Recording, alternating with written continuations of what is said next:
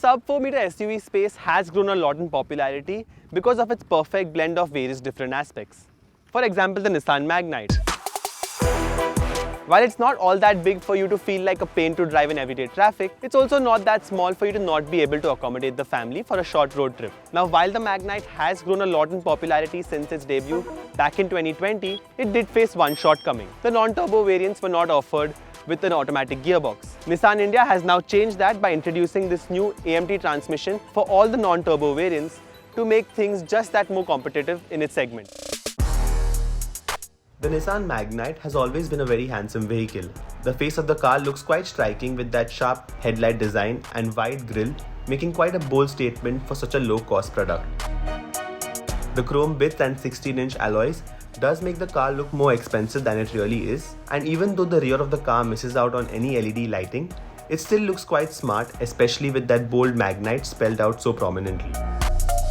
A new addition though is the integration of the EZ-Shift badge at the bottom right of the boot lid, which is probably the only visual way to tell this apart from its manual sibling. Also, this new black roof with blue paint is exclusive to just the EZ-Shift variant.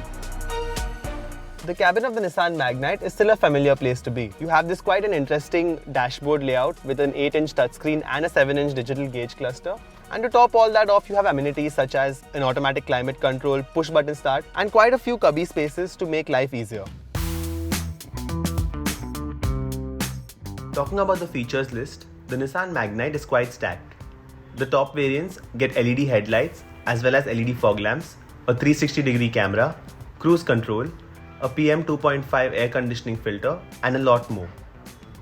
Safety features include dual front airbags, ABS with EBD, rear parking sensors, hill start assist, a tire pressure monitoring system, and a host of other measures. The rear seats also haven't changed all that much. You still have adequate amount of knee room, good amount of headroom.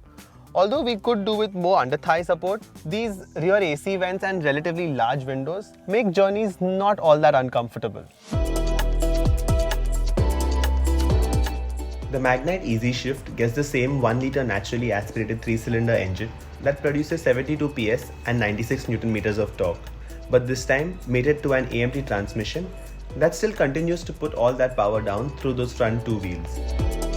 Of course, the biggest talking point about this Magnite EZ-Shift is this AMT transmission that will be available on all the non-turbo variants. The transmission isn't the fastest to respond by any means. If you're in the middle of traffic, bumper to bumper, it does do a good job, but once you try to get into the higher RPMs is when the transmission takes good 2 to 3 seconds to respond, and you kind of feel like it's confused as soon as you put your foot down.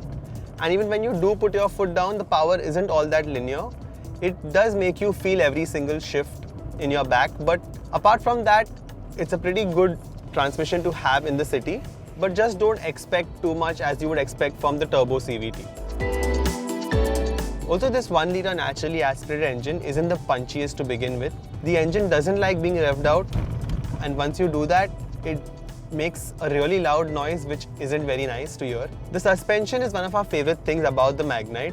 It eases into every bump and you don't really feel anything. Of course, there are a few vibrations that travel about the cabin, but it isn't that major that you would be complaining about. If features and space is all that you're really out for, then maybe the Magnite EZ-Shift is a great bet, as it comes with most of what you will ever need.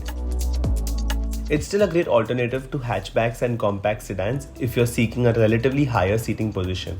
But if you do want something that could be more lively to drive without taking too much of a toll on your pocket, then you should probably upgrade to the turbo CVT or maybe even look elsewhere.